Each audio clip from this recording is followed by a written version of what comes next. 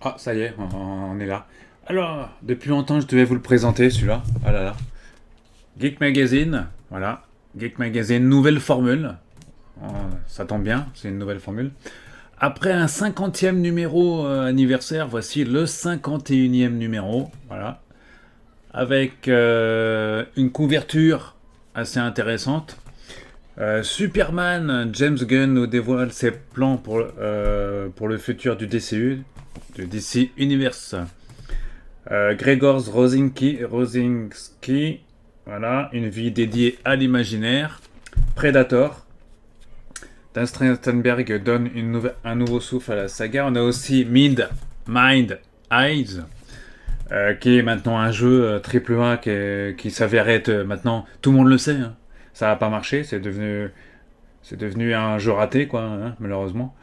Plus de dossiers sur les webtoons, la Africa Geek, on va y venir de ce que c'est, tout ça. Voilà, la bonne auberge. Nouvelle formule, nouvelle rubrique, plus de dossiers et encore plus de guests. Ouais, voilà. Et aussi Jurassic World, Renaissance et 4 Fantastiques, Premier Pas, Iron Earth, etc. Sound of Midnight hein, pour les jeux vidéo. Alien Earth, Rick et Morty, Dragon et Caméléon, etc. Voilà. Alors, nouvelle formule, donc, encore. Ouais, ouais.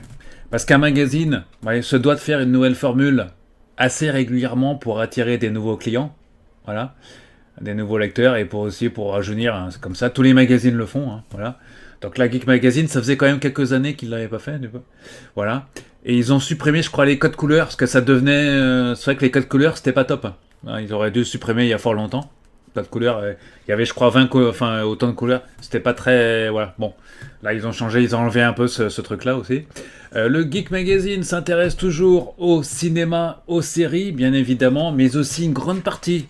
C'est un des rares magazines qui s'intéresse à la bande dessinée aussi. Et aussi, on parle de jouets aussi. Il y a une rubrique jouets dans ce magazine, Toys et jeux de rôle. C'est un des rares magazines qui s'intéresse aussi aux jeux de rôle, aussi bien plateau que jeux de société. Alors, on va y revenir donc dans ce nouveau Geek Magazine. Là, ils ont mis quand même, comme beaucoup, cet été, ils ont mis Superman en couverture. Ils auraient pu mettre les 4 fantastiques pour changer un peu, ça aurait vendu. Je pense en termes de vente, c'est aussi accrocheur. Vu que le film est un carton également. Bon là, ils ont préféré mettre Superman. Voilà. On va y revenir dans un instant. Voilà. Allez, un petit cadeau. Voici le numéro 2 des Geek Magazine. Ça ressemblait à ça. Voilà. Numéro 2. Ouais, il y avait les Simpsons. Il y a Homer Simpson en couverture. Là, c'est un magazine qui est sorti en 2008, je crois. 2008. Juillet-août 2008, numéro 2. Le premier numéro a dû sortir au mois de mai, je crois.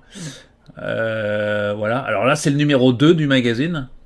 À l'époque, on mettait S01, E02, saison 1, épisode 2. Voilà. Les Simpsons, 20 ans. Mouloud, Canal Geek à l'époque. Jeux vidéo, ouais. Bon, c'était assez sobre à l'époque. Voilà. Et pour vous donner un ordre d'idée, je vous ai mis la couverture numéro 9. Voilà, la voici. Là, c'est vous reconnaissez l'acteur qui incarne Rick dans The Walking Dead à l'époque. On est en 2009. Là, c'est déjà un peu plus recherché, vous voyez. Walking Dead, Minority Report, Scream Queens. Tiens, je dirais qu'ils n'avaient pas. Ouais, Supergirl, les 15 séries les plus attendues. Ouais, c'était au lendemain du Comic Con en gros. Voilà, donc Yannick Daron parlait de Del Toro, de Star Wars. Hein, et c'était. À l'époque, c'était un magazine bimestriel en 2009. Voilà. Allez, on revient sur le magazine donc qui est daté d'été 2025, dans juin, juillet, août. Voilà. Et on va décortiquer tout ça. Ce magazine donc trimestriel. Allez, ouverture. Je vous passe l'édito. Alors, il y a toujours des chefs de rubrique. Hein. Ils ont gardé Pascal Pinto et John Pratt, cinéma et série. Et là, ils ont un spécialiste bande dessinée, ils ont un spécialiste GDR, ils ont un spécialiste jeu de société et ils ont un spécialiste jeu vidéo. À savoir Stéphane Moisaki. Ça me dit quelque chose, ça. Je me demande s'il n'avait pas travaillé dans d'autres magazines aussi. Voilà. Allez, on ouvre. Sommaire assez sobre, hein, ma foi. Il y a beaucoup de publicité aussi dans le magazine, mais il faut bien payer le magazine. Il faut bien, voilà. Comme ici pour la Switch 2. Voilà. Donc là, on est dans la partie. Voilà, on ouvre avec Rosinski Rising, un illustrateur a priori. Voilà. Donc on ouvre par ça. Voilà. Voilà, on ouvre par un illustrateur. Hein. Le cycle des princes. Voilà, donc c'est un peu ses œuvres aussi au monsieur. On enchaîne, alors on enchaîne directement sur Superman. Hein. Alors là, c'est voilà. On enchaîne directement sur une interview de monsieur David Coren Sweet. J'ai pas retenu son nom. Hein, monsieur. Voilà. Voilà, donc Geek Propos recueilli et traduit par Pascal Pinto. Donc une interview de l'acteur en question. Voilà. Sachez que le rédacteur Pascal Pinto, il officie aussi dans l'écran fantastique. Et il a aussi fait des interviews de... Je crois que c'est les mêmes interviews qu'on retrouve d'ailleurs dans les deux magazines. Est-ce que c'est les mêmes questions à vérifier? Voilà. Donc après, ça n'empêche pas un rédacteur de travailler pour plusieurs magazines. Voilà. D'autant plus qu'il s'agit d'interviews d'acteurs en plus. Vous l'aurez compris. Alors ici, on continue avec Scarlett Johansson pour Jurassic Park. Alors là, c'est pas une interview, c'est une interview encore, ici, apparemment. Voilà, donc c'est une interview aussi. Jurassic World. On enchaîne les interviews tant qu'on y est avec Nicolas Hoult. Voilà, ça c'est le Lex Luthor du film, hein, de Superman. On quitte l'univers de Superman pour aller directement se plonger dans un dossier qui s'appelle Geek Africa. A priori, voilà. Qu'est-ce que c'est Geek Africa? Tout est expliqué dans le magazine. Avec cette nouvelle formule de Geek, nous avons voulu vous en donner toujours plus, avec maintenant non plus un mais 3 dossiers. Bien sûr, pour rester dans la limite de notre pagination, ceux-ci sont un peu plus petits que ceux que nous avions publiés précédemment. Voilà, mais vous pourrez vous rendre compte rapidement qu'ils se complètent mutuellement. D'accord. Bon. Alors il y a 3 thèmes, a priori, donc on va voir ça. 3 thèmes, donc, à la conquête du monde. Geek Africa et le JDR fait sa résolution. Bon, c'est assez sobrement, voilà, sur 2 pages. Là. Voilà, ça tient sur 2 pages. Voilà, dans 3 sujets. On va voir s'ils sont intéressants. On ouvre le premier avec Webtoon. À la conquête du monde, phénomène mondial, le Webtoon s'impose aujourd'hui comme un outil de création. D'accord. Webtoon, on comprend web, le net, et toon, tout ce qui est animé, je pense. Parce qu'on explique la définition de Webtoon. Alors c'est coréen, d'accord. Donc c'est pas japonais déjà, ce qui est logique. On a un expert français qui vous explique qu'est-ce que c'est que le Webtoon. Rencontre internationale, d'accord. Bon, une interview, en tout cas, on vous explique tout ça. Voilà, toujours sur fond d'image.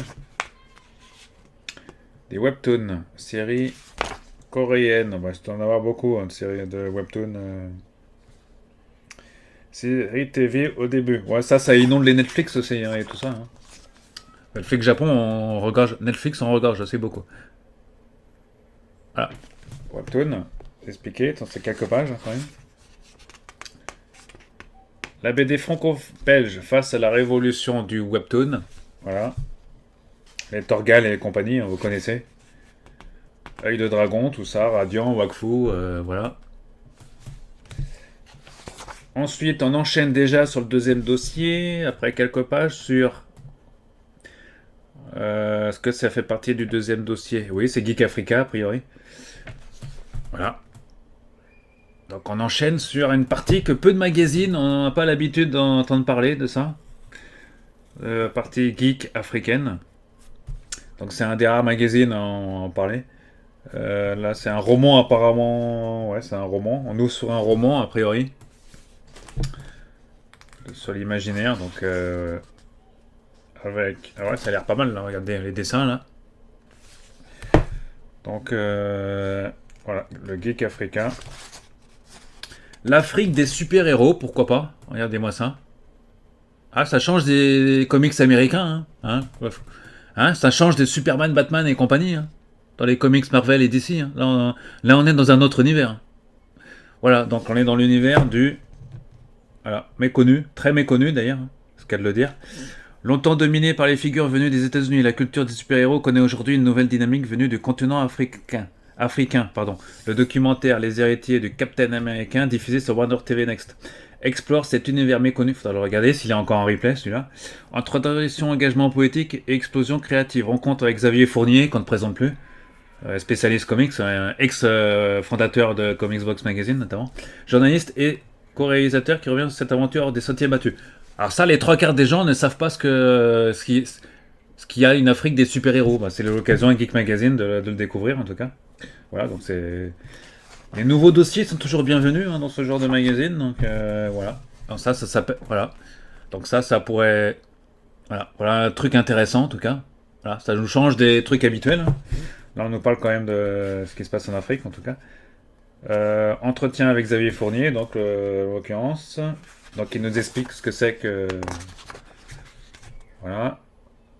Voilà. Quel a été le véritable point de départ de super-héros africains, tout ça. On vous explique tout ça. Voilà, l'évolution et tout ça. Voilà. Donc, il vous explique tout ça. Ils ont invité le spécialiste du comics, forcément, pour vous parler de tout ça. Voilà. Et on apprend pas mal sur les comics africains notamment. Ensuite, on enchaîne déjà sur le troisième dossier. C'est un dossier un peu court, mais bon. Voilà, on enchaîne sur un troisième dossier qui parle de figure totale de l'actuel play en France. Studio 17. Ah oui, Studio 17. Lancement de sa propre plateforme de streaming indépendante. D'accord. Donc, ok, d'accord. Donc ça, c'est la troisième partie. Voilà, c'est sur fond bleu. La bonne auberge du Grand Rex. Voilà. Ça aussi, ça peut être intéressant. Hein. Voilà. Les sentinelles de l'espace. Ah ouais. Voilà. Création en série française, tout ça. Hein. L'agence d'une série de jeux de rôle basée sur Monster of the Geek. D'accord. Ah, ça me rappelle Noob et tout ça, Les Visiteurs du Futur, toutes ces séries. Hein, Les Terres du Futur, qui a donné un très bon film, qui a été diffusé il n'y a pas longtemps. Très grand succès sur France 2, d'ailleurs, il y a quelques jours. Évolution du jeu de rôle. Voilà, un dossier fort intéressant. Voilà. On enchaîne, là on est déjà à la page 46. Vous voyez, parce que le magazine compte beaucoup de pages, les amis. On est sur 132 pages. On est sur 132 pages. Donc là, on arrive aux 45e page, 46e page. Voilà, on vous explore le sommaire de ce qui va arriver. Voilà. Et donc, ça s'appelle Geek Codex. Cette rubrique est consacrée aux monstres sacrés qui font l'actualité de l'univers geek à travers des rencontres et des grandes enquêtes expertes. Découvrez les facettes cachées des grands mythes de Geek Univers. Voilà, ils ont mis des couleurs. Hein. Voilà, ici. Pour donner un peu de couleur. Sans dire ce que chaque couleur désigne. Pardon. On ouvre. Alors là, on est vraiment dans la partie du magazine. On reprend ce que faisait Geek Magazine avant.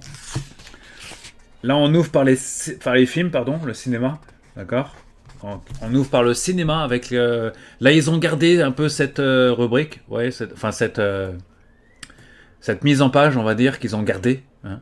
Là, on met en avant un film, à savoir Megan 2.0, enfin M3 GAN, je sais pas si ça, si ça se dit M3 GAN ou Megan, mais on va appeler Megan quand même. Donc Megan, ça se dit Megan quand même, j'ai vérifié. Donc ça se dit Megan 2.0 de chez Blumhouse, sorti le 27 juin déjà. Hein. Voilà. Et à côté, sur des petites rubriques, enfin des petites bulles, Dracula. Ça c'est le film de Besson. Voilà, il y a d'autres films qui sont... voilà, il y a les petites cases aussi, hein, ici, on vous parle de films, Les Orphelins, et les dates de sortie qui sont un peu plus ici dans le bas de la page. Voilà, donc ça ouvre le dossier cinéma. Voilà, parce qu'après, on enchaîne sur un dossier, donc ici, en l'occurrence, c'est sur le film Predator, d'accord? Donc on vous explique le futur de la saga. Ça, c'est une interview. Hein. Le réalisateur de Prey. Le film qui a relancé la franchise Terminator, qui sort en salle le 5 novembre pour Badland. Ah ouais, et Killer of the Killer le 6 juin sur Disney+. Predator Badlands, donc film attendu au mois de novembre. Voilà. Comme on est dans un magazine en 2025, on vous met des QR codes ici pour voir les bandes annonces. Voilà. Voilà. Donc là, alors par contre, c'est pas dit qui fait l'interview. Il faut remettre les noms de ceux qui font les interviews parce que apparemment ils l'ont enlevé. Hein. Alors sans doute qu'il s'agit sûrement de Pascal Pinto, je pense. Voilà. Alors, ici, voilà, on continue. Badland représente un nouveau défi. Alors moi j'ai vu la bande-annonce, ça m'a l'air plutôt convaincu. Voilà, 6 pages d'interview. Voilà. Badland à retrouver au cinéma très prochainement. On enchaîne sur la partie consacrée au... Non, on est toujours sur le cinéma. On continue, donc on retrouve la rubrique. Voilà. The Life of Chuck. Un film quasiment qui a bien marché en salle aussi, sorti le 11 juin. Voilà. Donc film qui a plutôt bien marché. Voilà, donc on enchaîne sur d'autres films. Hein, ici, Jurassic World Renaissance en l'occurrence. Voilà, sorti le 4 juillet. On enchaîne sur cette grosse partie consacrée au cinéma sur le film Superman. Nouvelle lumière, voilà, le reboot. Hein. Comme je disais dans la précédente vidéo sur l'écran fantastique, Superman et les 4 fantastiques, ils ont un point commun, c'est que ce sont 2 reboots. Voilà, sorti en salle depuis le 25 juin. Interview aussi, voilà, on trouve une partie d'interview réalisée par Pascal Pinto notamment, pour l'écran fantastique et pour Geek Magazine. Et la fabuleuse Madame Lane, qu'on retrouve aussi en interview. Qu'on avait retrouvé aussi dans Geek Magazine, dans l'écran fantastique également. Voilà, on continue ici sur ces 2 pages. Voilà, grande partie consacrée au cinéma. Hein. Parce que ça continue. Les 4 fantastiques, premier pas. Voilà, pareil. On présente qu'est-ce que c'est que, en gros, l'écran fantastique. Et l'interview du réalisateur et certainement des acteurs. Donc à retrouver dedans. Et on achève la partie cinéma qui occupe une grosse proportion dans le magazine. Hein. Ça fait quand même 2, 4, 6, 8, 10, 12, 14, 16, 17, 18, 19, 20. Ça fait à peu près 22 pages pour la partie consacrée au cinéma. Voilà. On enchaîne la partie série qui, lui, alors ça va durer à peu près, ça doit être à peu près sur 20 pages, hein, je pense. 2, 4, 6, 7, 8, 9, 10. À 10 pages, donc moins. On a moins, ouais. Pour cinéma, c'est toujours plus. Hein, c'est sûr. Voilà, donc on a 2 fois moins de pages. Et on ouvre avec la série culte du moment. Enfin, pour moi, parce que je l'ai regardé sur le tard, cette série. À savoir Peacemaker. Voilà, moi j'ai découvert cet été, parce que je l'avais pas vu en 2022. Quand j'avais d'autres séries à regarder, donc comme j'ai eu un peu de temps, je me suis dit je matais cette série et ça m'a plutôt très bien plu. Donc je suis très content d'avoir découvert cette série. Voilà. Peacemaker dont on attend la saison 2, comme je le disais dans la précédente vidéo sur l'écran fantastique. La saison 2 qui arrive le 21 août. Et pour ceux qui ont été au Comic Con de San Diego, il y avait James Gunn, le réalisateur, et l'acteur principal John Cena qui était là aussi. Voilà, et sur le scénario, pas mal. Hein. La saison 2, c'est pas mal. Il y aura le double et tout ça. Enfin, on apprend pas mal de choses. La saison 2 explosive de l'anti-héros le plus déjanté de chez DC. Très émotionnel, nous dit James Gunn. Et il y a la bande-annonce ici, en clic, avec le QR code. Voilà, bah, la bande-annonce, vous allez sur... tu vas sur YouTube, tu tapes Peacemaker et t'as la saison 2. C'est plus simple que de passer par une application. Mais bon, après... tant mieux pour ceux vu qu'il y a des gens qui savent pas chercher sur YouTube, hein, je comprends, sur Internet. Alors là, on continue avec donc la partie série magazine. Donc, on reprend le style graphique. Enfin, on reprend la pagination. Sur la forme, on reprend un peu ce qui a fait le succès de Geek Magazine. Donc, on nous parle de Eyes of Wakanda, qui n'a pas commencé, je crois. C'est le 6 août, ça a commencé. Dexter, le 11 juillet sur Paramount+. Ça, c'est aux États-Unis en juillet. Parce que ça, on parle de la nouvelle série Dexter. De Dexter Resurrection. Qui commence que cette semaine, fin de semaine sur Canal+. Donc là, ils nous ont mis en fait la date de Paramount+, mais en fait, entre-temps, Canal+ avait déjà acheté la série, hein, c'était prévu. Et comme quoi elle se retrouverait à peu près un mois plus tard sur Canal+. Voilà, mercredi, voilà, une petite pastille aussi, une toute petite bulle pour mercredi saison 2. La série Tim Burton avec Jenna Ortega. Voilà, avec des acteurs, avec Lady Gaga et compagnie. Hein. Billy Piper, Doctor Who aussi à retrouver dans cette saison 2. Voilà, donc ça c'est en 2 parties. Hein. Là, ils ont mis le 6 août. 6 août et la suite en septembre. Le 6 août et septembre. Avec le duo d'écrit de Alfred Goss et Miles Millar, les 2 co-scénaristes qui nous écrivent des séries formidables. Et réalisé par Tim Burton, du moins la première partie. Enfin, les premiers épisodes sont réalisés par Tim Burton. Donc, à voir absolument. Voilà, ici, on a les petites pastilles Squid Game, Star Trek, Strange New Worlds, The Sandman, King of the Hill. Voilà, donc. Et aussi, Fondation, saison 3. Hit, ça devient Bienvenue à Derry. Fin d'année, on vous dit ce qu'il y aura au fin d'année aussi. Voilà. Voilà, donc voilà. Alors qu'est-ce qu'on dit sur Star Trek Strange New World là? C'est très court. Hein. Je cite, la guerre contre les Gorns s'intensifie. Bah oui, c'était un peu le gros cliffhanger de la saison précédente. Le capitaine Pike et son équipe sont prêts à tout pour sauver leurs camarades capturés. Entre épisodes standalone explorant des genres variés, du murder mystery à la SF rétro et des enjeux toujours plus élevés, cette saison 3 en 10 épisodes s'annonce palpitante. Voilà, c'est très court, mais en tout cas, voilà, ça vous dit tout ce qu'il y aura dans cette saison, dans cette 3e saison. On enchaîne sur Rick et Morty. Voilà. Voilà, donc depuis le 26 mai sur HBO Max. On enchaîne sur Iron Heart. Ça, c'est du Disney+. C'est le 25 juin, depuis le 25 juin. Voilà, c'est toujours dans le monde avec Namor et compagnie, Black Panther et compagnie. Hein. Voilà, donc j'ai pas encore vu cette série. Donc, à voir. Interview, voilà, il y a 4 pages.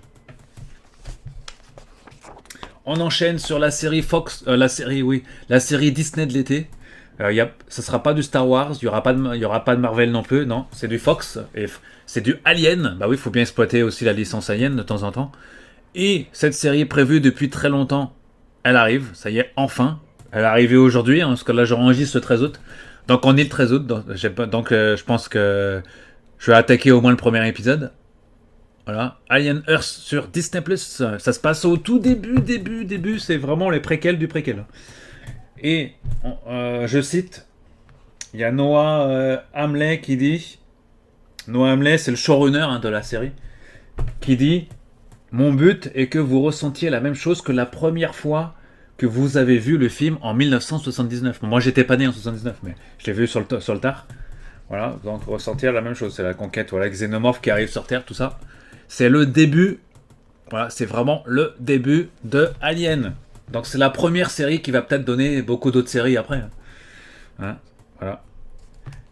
Voilà, donc c'est le début, c'est le Star Trek Enterprise d'Alien. Non, j'ai ouais, bon, c'est un peu, voilà, en tout cas, c'est le début. Noah Hawley qui a travaillé sur Fargo et Légion, donc on peut s'attendre à une très bonne réalisation. Voilà. Il n'y a pas de fan service, ils nous disent à la fin. Donc je vous laisserai lire l'article. Voilà, allez, on quitte l'univers des séries pour aller dans la bande dessinée maintenant. Voilà. Donc, à la bande dessinée franco-belge, comme on dit. Donc, il y a un peu de tout. Mais c'est mélangé un peu aux comics. Hein. Parce que là, on parle de Rome, notamment Wonder Woman aussi. Voilà. On enchaîne sur l'entretien avec Johan Cavage pour parler de fantasy.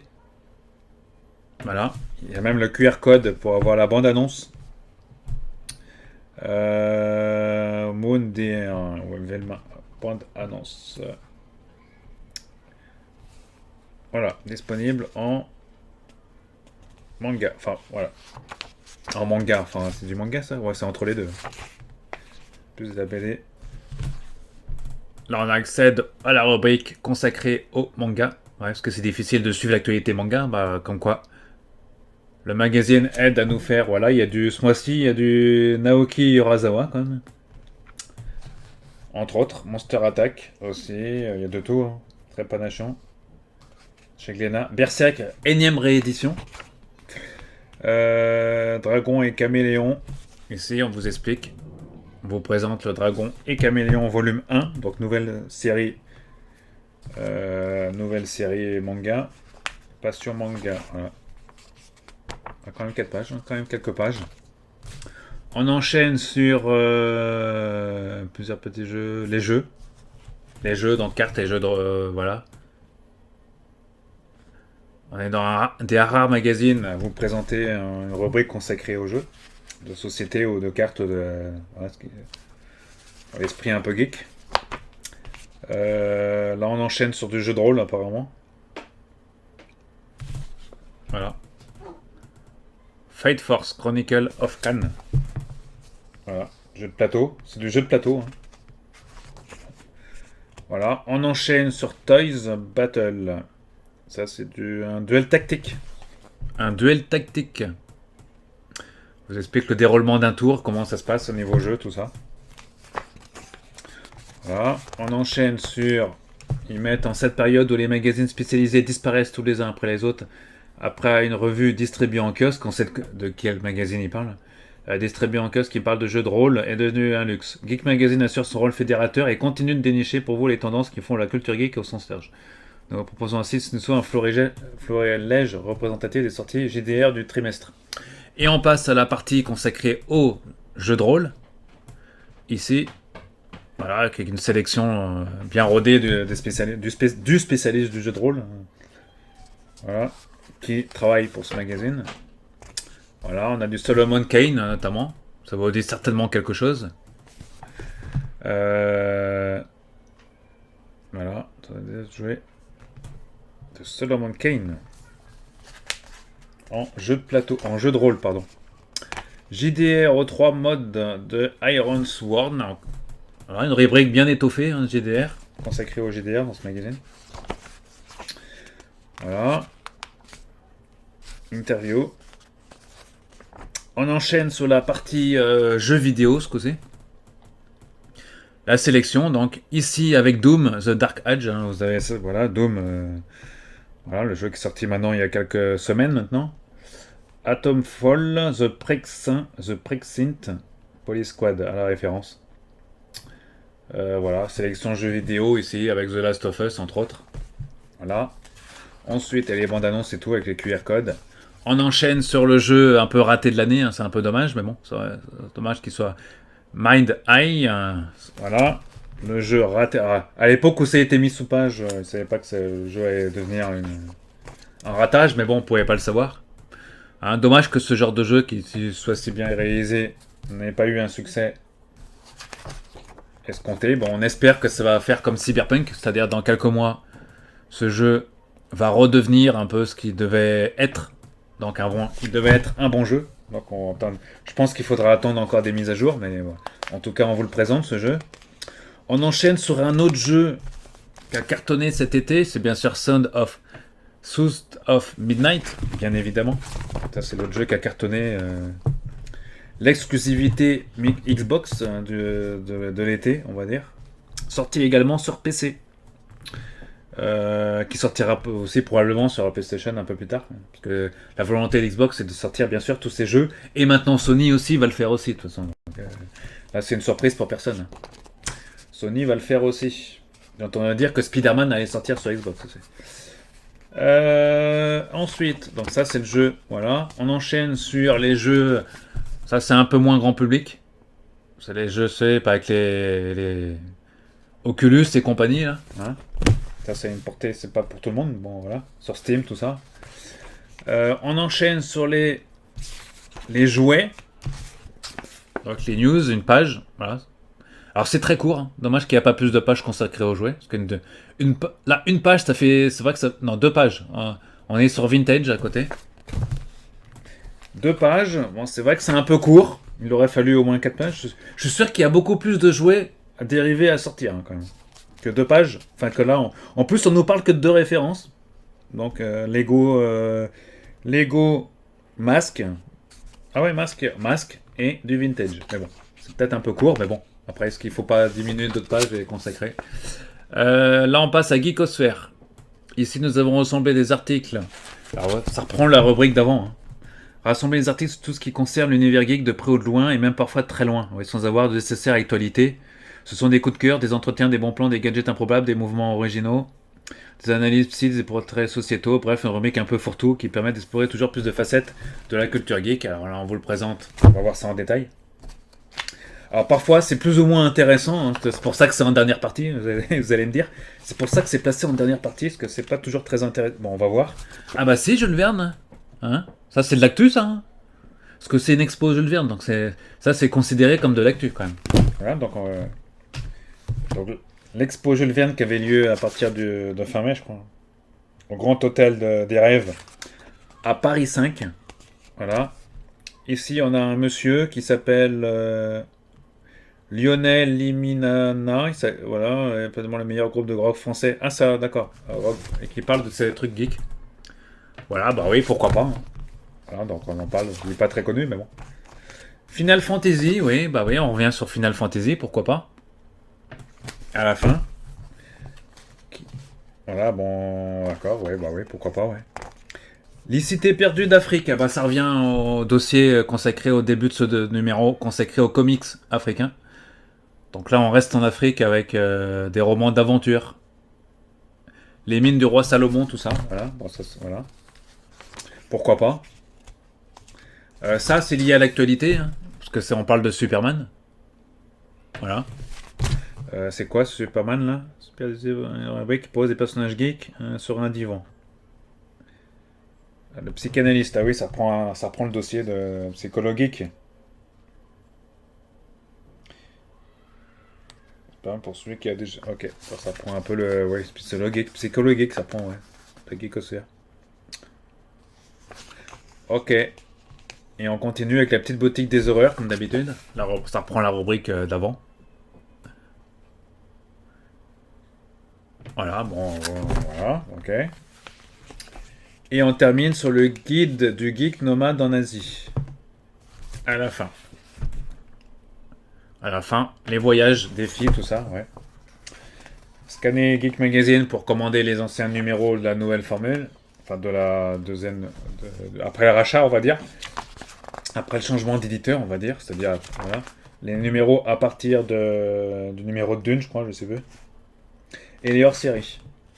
À la fin, une petite comics. On va pas trop montrer, parce qu'il faut acheter le magazine. Hein, on va pas tout. Voilà. Lié à Star Wars. Voilà. Et à la fin, une grosse publicité pour le jeu, peut-être de l'année, sur PlayStation 5, oblige.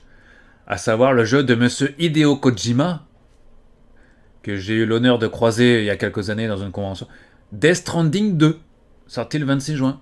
Voilà, le gros jeu de l'année sur PlayStation 5, interdit aux moins de 18 ans, c'est à la fin. Voilà, gros placement de produit à la fin. Ça, voilà, pour les magazines, ça c'est des sous-sous hein, pour les magazines, ça. Allez, Geek Magazine, donc numéro 51, donc nouvelle formule, voilà. Numéro 52 sera très riche aussi en septembre, parce qu'il y a beaucoup de choses en septembre. Aussi niveau séries, cinéma, tout ça. Voilà, donc un magazine pas comme les autres, qui j'espère, voilà, qui cartonne. On espère en tout cas.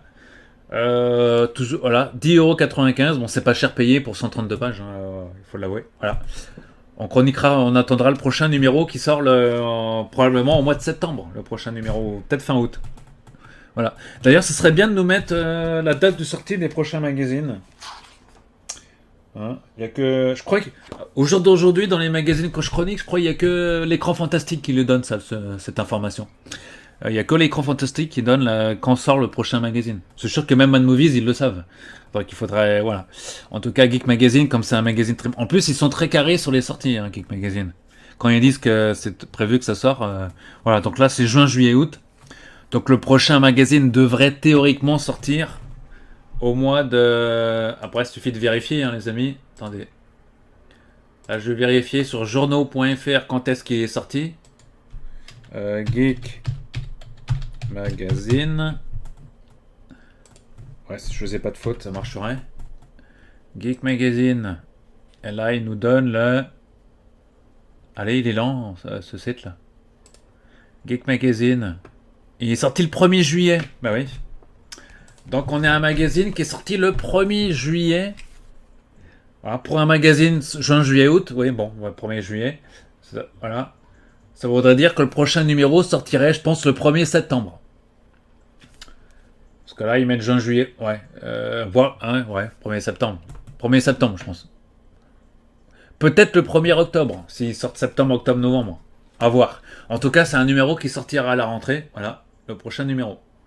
Geek Magazine, les liens, je vous mettrai le lien du site internet pour le récupérer. Voilà, disponible dans tous les kiosques. dans les kiosques, maisons de presse, etc. Voilà, allez, on se retrouve très vite pour d'autres numéros, d'autres magazines. Salut à tous, et bon cinéma, et bonne série, bon jeu vidéo, bon jeu de rôle, bonne lecture de bande dessinée, et bon geek à tous, et à très vite.